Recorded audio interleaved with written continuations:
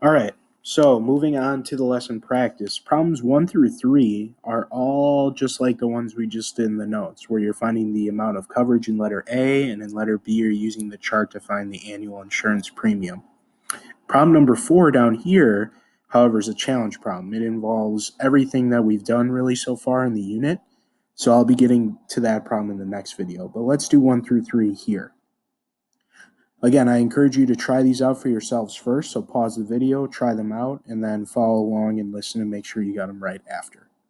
All right, but for number 1, letter A, to find the amount of coverage, we take the replacement value and multiply it by the percentage as a decimal. Since it's 100%, this one can be a little tricky because if we do 100 divided by 100, that's actually 1. So in part A, we would take 150,000 and multiply it by 1, which actually just ends up being itself, 150,000.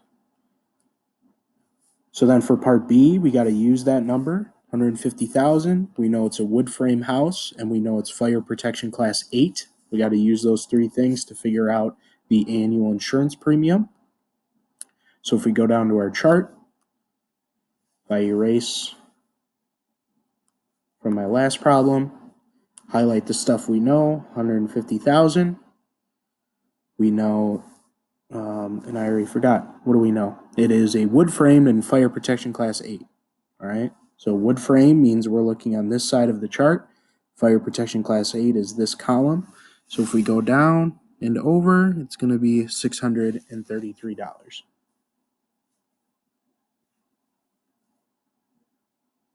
So that's the answer to part B of number 1.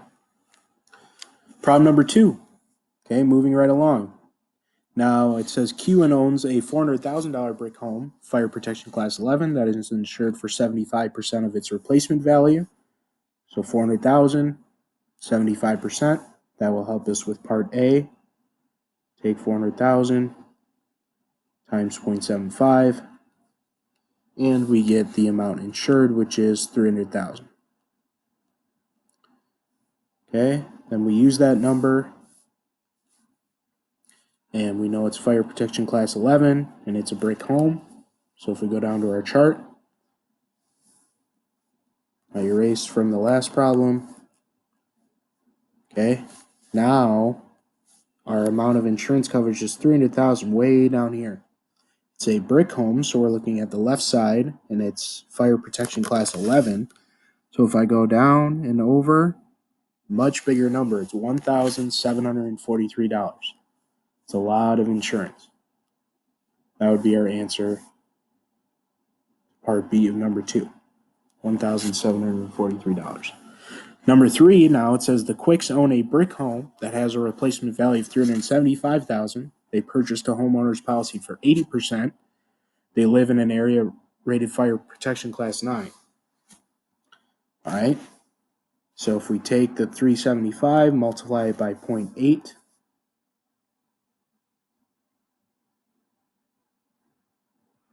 we should get the amount of coverage, which is similar to the last one. It's 300,000.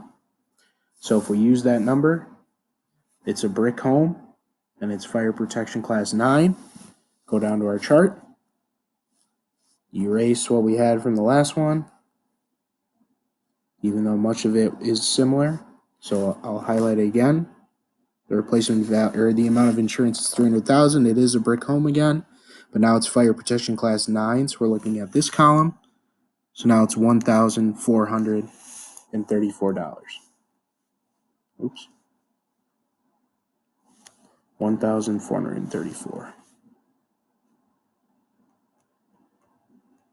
But then part B says, what would the annual policy premium be if it were in class 11?